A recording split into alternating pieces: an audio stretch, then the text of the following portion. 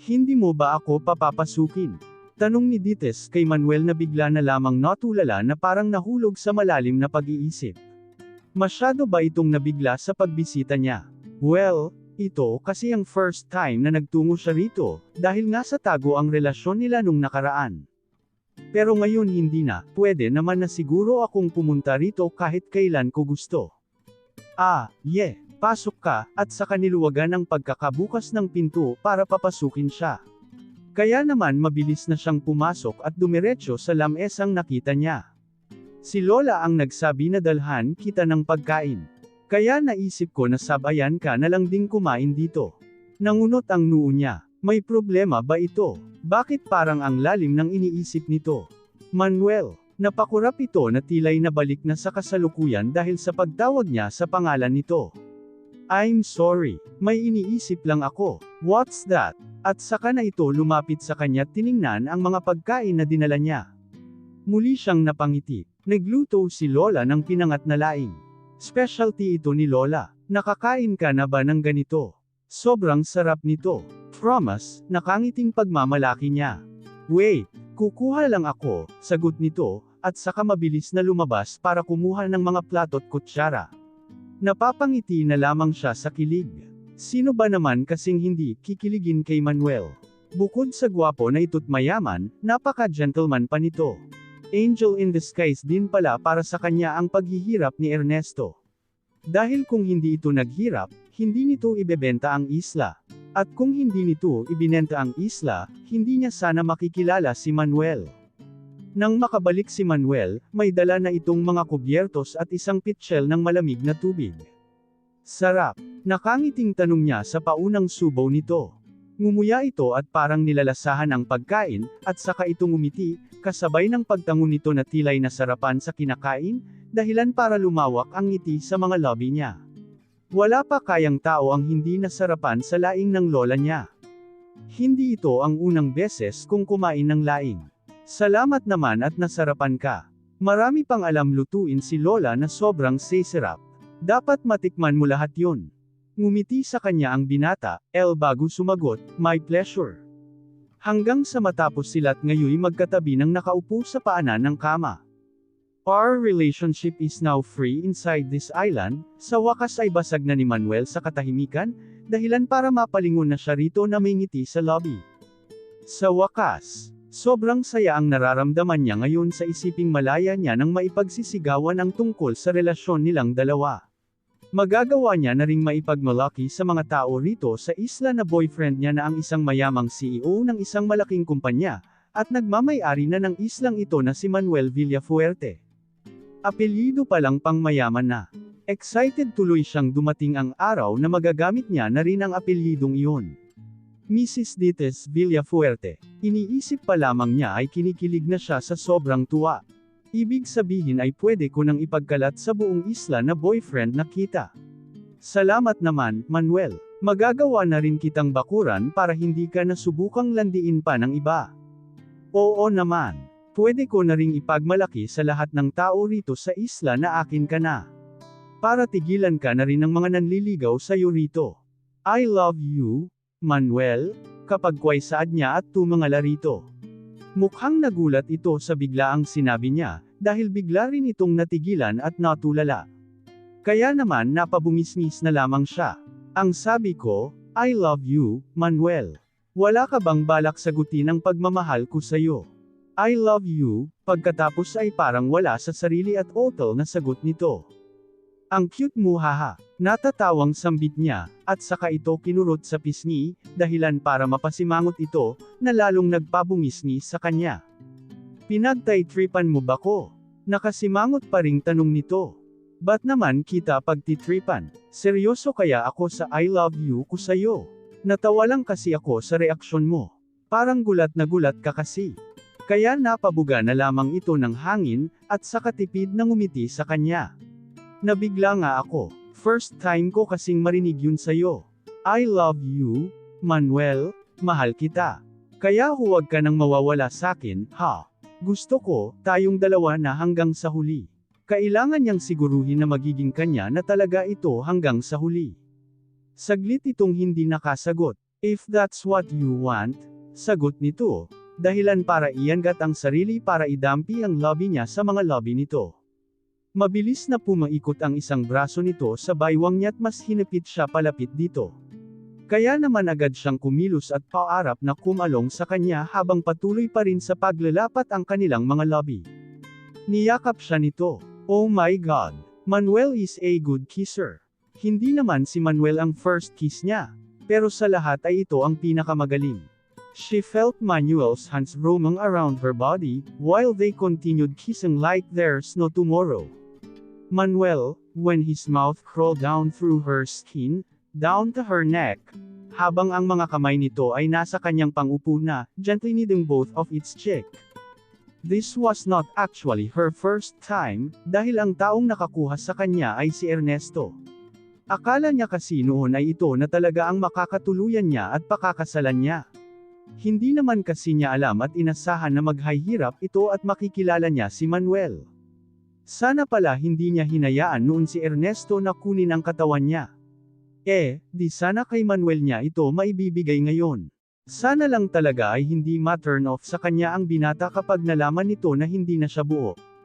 Birhen man siya o hindi, sisiguraduhin niyang gagalingan niya ng todo para pasarapan ang kanyang nobyo ngayong gabi, sisiguraduhin niyang hindi nito malilimutan ang gabing ito.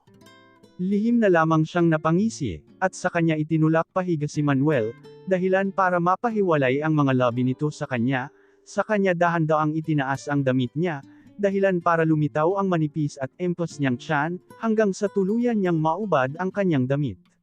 Napangisi siya ng damapo ang mga mata ni Manuel sa kanyang dibdib. Kaya naman dahan-dahan niya na ring tinanggal ang lock ng kanyang damit, hanggang sa tuluyan na ring tumambad sa paningin nito ang kanyang upper body. Tingnan mo na lang ba ako, Manuel? Anas niya, habang nang-aakit pa ring nakatingin dito, dahilan para mabilis itong kumilos at hinila siya pahiga sa kama. Muli siyang napakagat sa kanyang pang-ibabang labi nang pumalit ang isang kamay nito sa dibdib niya, habang ang isang kamay naman nito ay nasa ilalim ng ulo niya. He looked at her. You're so beautiful. Magpakasawa ka sakin buong gabi. Seong sayo lang ako. Ito naman ang napangisi dahil sa sinabi niya, at saka wala ng patumpik-tampok na sinalakay ang kanyang labi. Mariin ang pagmasahe nito pero sa halip na masaktan, sarap ang nararamdaman niya, dahilan para mapaungol siya. Lalo na nang damapo na ang labi nito sa dibdib niya. Pagkatapos ng kanyang dibdib, gumapang pababa ang bibig nito patungo sa kanyang tiyan, pagkatapos ay nanatili sa kanyang ibabang tiyan. He kissed that part of her skin, na nagpabilis sa paghinga niya at nagpakawala ng mahinang pag-ungol mula sa bibig niya. He continued kissing her while removing slowly her shorts, hanggang sa wala nang matira pa sa mga kasuotan niya. Hindi niya na napigilan pa ang malakas niyang pag-ungol nang tumapat na ang mukha ng binata sa kanyang hiyas at maramdaman ang paghinga nito sa parte. Beautiful, dahilan para magtama ang kanilang mga mata, at sa kanito walang seremonyas na inilapat ang mga labi nito sa kanyang hiyas. He moved his lips slowly, na para bang pinapatay siya sa pagkasabik. Please, Manuel, kaya naman hindi niya na napigilan pang sabi nito. Please what, Dites? Tilay ng aasar pang tanong nito. Napalunok siya't napakagat sa kanyang pang-ibabang labi, walang dahilan para mahiya pa siya, dahil wala naman siya noon. Kaya naman, please, Manuel, gawin mo na ang lahat ng gusto mong gawin, mabigat ang paghingang sambit niya. If that's what you want, at saka na muling inilapat ang mga labi nito sa kanyang bulaklak, tinak pa niya ang kanyang buong katawan. Her loud covered the entire room na parang nawala na ng pakialam kahit na may makarinig pa mula sa labas, ang mahalaga ay mailabas niya ang kanyang nararamdaman. Oh my God! She's about to come! At hindi nga nagtagal ay lumabas na ang mga nectar mula sa kanyang bulaklak. Nanirik ang mga mata niya, kasabay ng pamamaluktot ng mga daliri sa dalawang paa niya dahil sa sarap ng kanyang nadama.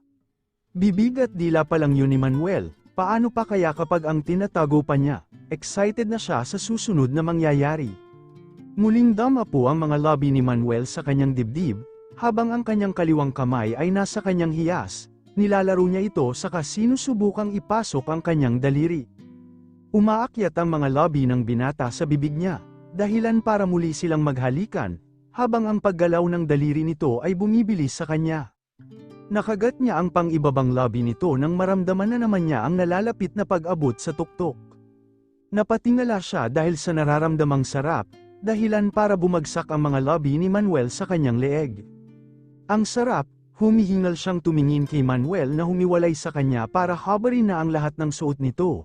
Hindi niya napigilan ang pag-awang ng kanyang mga labi nang makita na ang kahandaan nito. Shock, ang laki, mas malaki ito kesa kay Ernesto. Hindi niya tuloy napigilan ang pagkamangha at excitement. Napangisi ito dahil sa naging reaksyon niya. This will surely fit on you, kapag kwayan ito, habang may kung anong kinukuha sa pataka nito. Alam ko, sagot niya, at saka napakagat sa pang-ibabang labi niya. Talagang kakasya yan, kayang-kaya kong tanggapin kahit na gaano pa kalaki yan. Isa palang pangontra ang kinuha nito sa pataka nito. Mas maganda sana kung hindi na sila gumamit niyan, para mabuntis siya at wala na talaga itong maging kawala sa kanya. Pero sige, hahayaan niya muna ito ngayon, tutal ay ito pa lang naman ang una. Pero sa susunod, hindi ko na hahayaang gumamit pa siya ng proteksyon. Napangisi siya't nang aakit itong tiningnan, dahilan para mapangisi rin ito't bumalik na sa pagkakadaigan sa kanya't agad na ipinusisyon ang talong sa kanyang entrance. Handa na, she also licked her lower lip, then answered, syempre, handang-handa na. Dahilan para lalong lumawak ang ngisi sa mga labi nito tuluyan nang nagsimulang kumilos. They moaned in unison when their bodies finally became one. Kapwa ring lumalakas ang kanilang pag-ungol dahil sa sarap na hatid sa kanila ng kanilang ginagawa. Muling namaluktok ang kanyang mga daliri sa dalawang paa at mahigpit siyang napayakap kay Manuel, nang maramdaman niya na naman ang nalalapit na pag-abot sa langit sa ikatlong pagkakataon. Ayan na, dahilan para mas binilisan ni Manuel ang paggalaw. Hintayin mo ako, sumama ka sa akin, habang mabilis at puno ng pagmamadali. At sabay silang malakas na napaungol ng tuluyan na nga nilang marating ang minimithing langit. May tipid ng ngiti sa mga labi ni Manuel habang nakatitig sa nahihimbing na si Ditas sa tabi niya. Kapwa pa rin sila walang mga damit sa ilalim ng kumot, dahil sa katatapos lamang na labanan nila. Napakaganda talaga nito kahit saang anggulo mo tingnan. Sino ba naman ang mag-aakala na makukuha niya ang ganito kagandang babae ngayong gabi? Kahit na hindi pa naman nagtatagal ang kanilang relasyon, though, hindi na naman siya bago sa ganito. Dahil noong college siya ay nagkakaroon din naman siya ng mga one-night stand sa iba't ibang babae. Pero iba si Ditas, hindi ito tulad ng mga nagiging babae niya noong binata siya. Iba ang turing niya rito.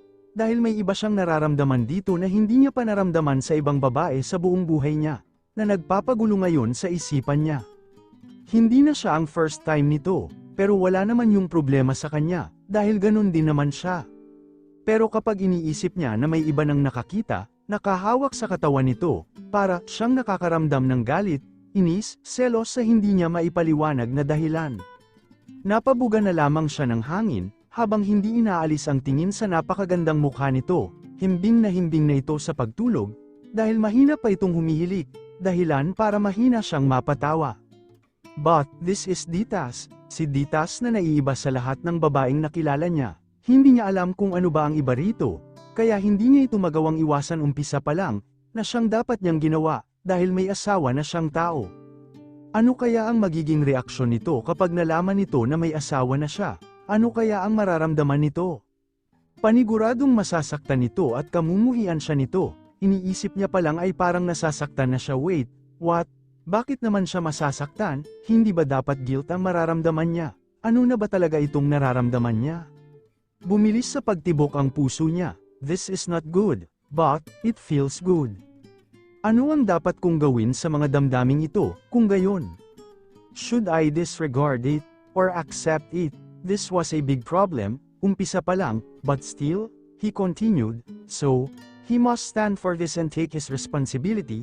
Hindi niya na ito matatakbuhan pa, dahil kahit saan siya magtungo, hahabulin siya ng kasalanang ginawa niya.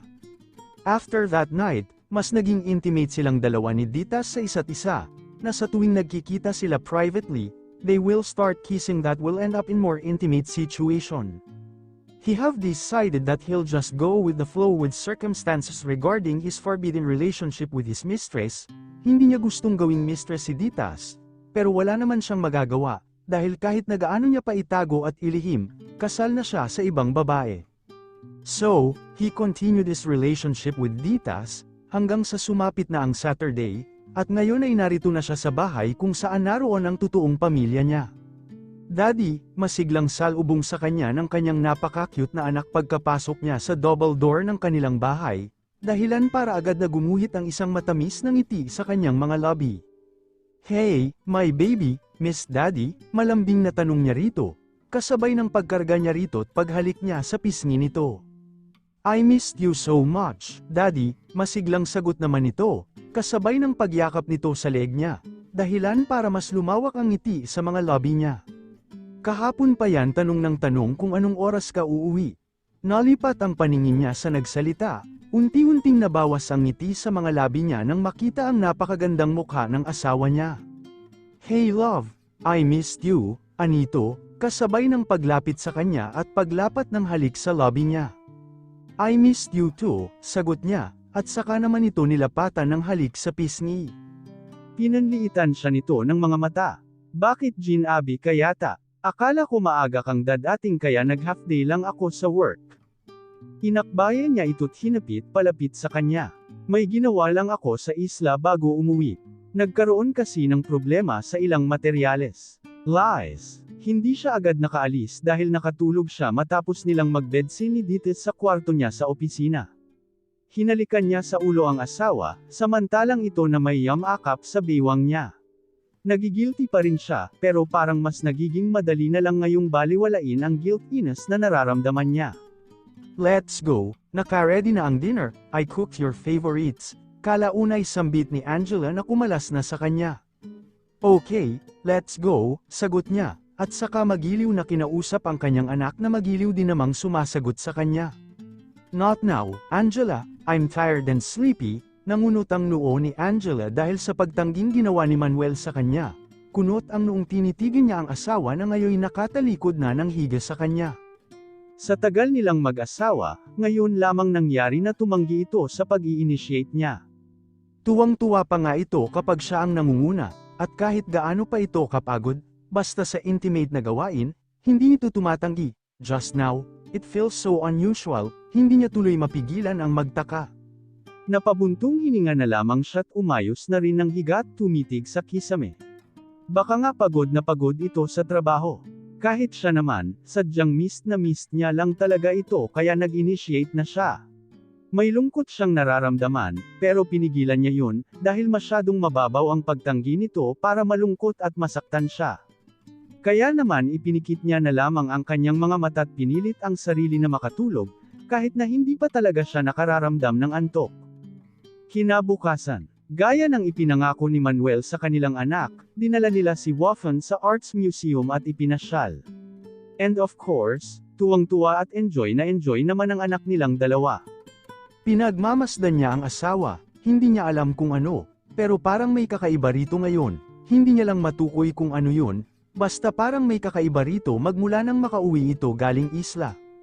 Mukhang masyado na yata siyang napaparanoid. Kasalanan talaga to ni Sachi, kung ano-ano kasi ang mga ipinapasok sa isip niya. Kaya naman binaliwala niya na lamang ang mga napapansin niya at nag-enjoy na lamang sa bonding nilang tatlo, and of course, kasama si Yaya na humahabol kay Waffen kapag bigla na lamang itong tumatakbo.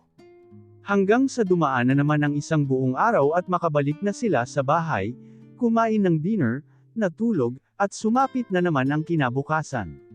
Napakabilis ng oras, dahil ngayon ay kailangan na namang bumalik ni Manuel sa isla at magstay doon ng ilang araw, at sa Saturday na naman ang magiging balik nito. Ngayon ay hindi niya na talaga mapigilan ang malungkot, pakiramdam niya kasi napapalayo na sa kanya ang asawa niya, parang naging less intimate kasi ito sa kanya, kaya pakiramdam niya ay may nagbago rito. Iyan na nga ba ang sinasabi ko, you know what, diyan nag-uumpisa yan, Angela. Nagle-lessen ang intimate sa pagitan ng dalawang mag-asawa, dahil nawawalan na ng amor yung isa, reason, dahil may iba ng kinakalantari ang isa. Seryoso niyang tiningnan ang kaibigan, is that possible? Do you really think magagawa sa akin yun ng husband ko? Magagawa niya ba talaga akong lokohin? Parang may kumirat sa dibdib niya dahil sa isiping yun. Nagkibit balikat si Sachi, I do not know lang, but, It's possible, alam mo ang past ng husband mo, babaero siya before, right? Sagot nito. Pero nagbago na siya nang pakasalan niya ako. I know this statement was already cliché, but, di ba nga, once a playboy, always a playboy, at hindi mo malalaman yan kung hindi mo aalamin, why not try to visit that island, para mapanatag ka na? Napaisip siya, Sachi's right, bakit nga ba hindi niya subukang bisitahin ang isla, para mapanatag na siya? Pero kung kailan napagdesisyonan niya ng puntahan ang asawa niya sa isla, saka naman siya bibigyan ng mas maraming trabaho sa opisina. This is an important client, Angela. He's a close friend of mine. He wants our company to work for his mansion in Italy. Paliwanag ng kanyang ama na bigla na lamang bumisita sa kanyang opisina ngayong araw. So, you want me to work on that project? Tanong niya rito. Oo, ikaw ang pinakamahusay na engineer sa aming kumpanya, at gusto niya ang pinakamahusay.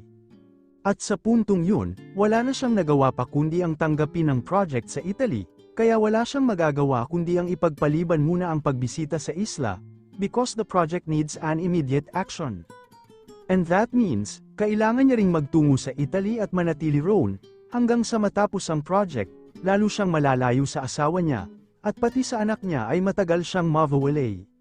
What? Pupunta ka sa Italy? Gulat na tanong niya sa asawa dahil sa sinabi nitong balita, bigla na lamang kasi itong tumawag at pinauuwi siya, dahil aalis daw ito ng bansa at mawawala ng matagal. Si Dad mismo ang nag-request na ako ang trumabaho sa bagong project sa Italy. Important client, kasi close friend ni Dad. So, I have no choice. May magagawa ba ako kapag nakapag-decide na si Dad? Kaya umuwi ka muna. After kung maasikaso ang lahat ng kailangang asikasuhin, aalis na ko agad. At ayokong umalis nang wala ka rito. Napabuntong hininga na lamang siya. Okay, I'm going home now, sagot niya na lamang. Aalis ito at matagal na mawawala, kaya kinakailangan niya talaga ang umuwi. Good, we'll wait for you, anito, at saka na ito nagpaalam. Hindi niya alam kung matutuwa ba siya o hindi, dahil sa kaalamang matagal na mawawala ito rito sa bansa, kaya mas mabibigyan siya ng laya kasama si Ditas, sa halip na malungkot siya dahil mas mapapalayo siya sa asawa niya, parang mas natutuwa pa siya. I'm such an asshole, paniguradong hindi siya mapatatawad ng kanyang asawa, what should I do? Then, may magagawa pa ba siya? Nasimulan niya na, mas mabuti pang ipagpatuloy niya na lamang at panindigan niya. Sino yung tumawag, Manuel? Tanong ni Ditas na yamakap mula sa likuran niya. Oo nga pala, kasama nga pala niya ang dalaga rito sa May Falls, dahil ang lugar na ito na ang nagsilbi nilang tambayan sa umaga. Hinarap niya ito at ipinaikot ang mga braso niya sa baywang nito. It's my mom, may emergency raw sa bahay, kaya kailangan kong umuwi. Lies, kasinungalingan na naman. Napanguso ito. Aalis ka na naman, mamimiss na naman kita, malungkot na sambit nito, kaya hinalikan niya ito sa noo at hinawakan sa magkabilang pisngi. Babalik din ako agad, malambing na paliwanag niya rito. Pero hindi pa rin naaalis ang pagkakanguso ng mga labi nito. Bakit hindi mo na lang ako isama? Ipakilala mo na ko sa mga magulang mo. Para maging legal na rin tayo sa kanila, kapag Kwai suggest nito, dahilan para matigilan siya. That's not possible. Paniguradong papatayin siya ng parents niya, lalo na ng dad niya, sa oras na ipinakilala niya sa mga ito si Ditas bilang girlfriend niya. I have a wife for heaven's sake. Ang asawa niya na anak ng best friend ng ama niya. Siguradong ililibing siya ng buhay ng dad niya. Kaya naman tipid niya na lamang nanginitian ang dalaga. Not now, Ditas. May problema sa bahay. Wrong timing kung dadalhin kita doon ngayon. Kaya naman napabuntong hininga na lamang din ang dalaga at sumuko. Okay, basta, bumalik ka agad, ha? At saka, kapag naging maayos na sa bahay niyo, gusto ko ipakilala mo na ko sa mga magulang mo. Gusto ko na silang makilala. Of course, tanging sagot niya, yun lang ang magagawa niyang isagot.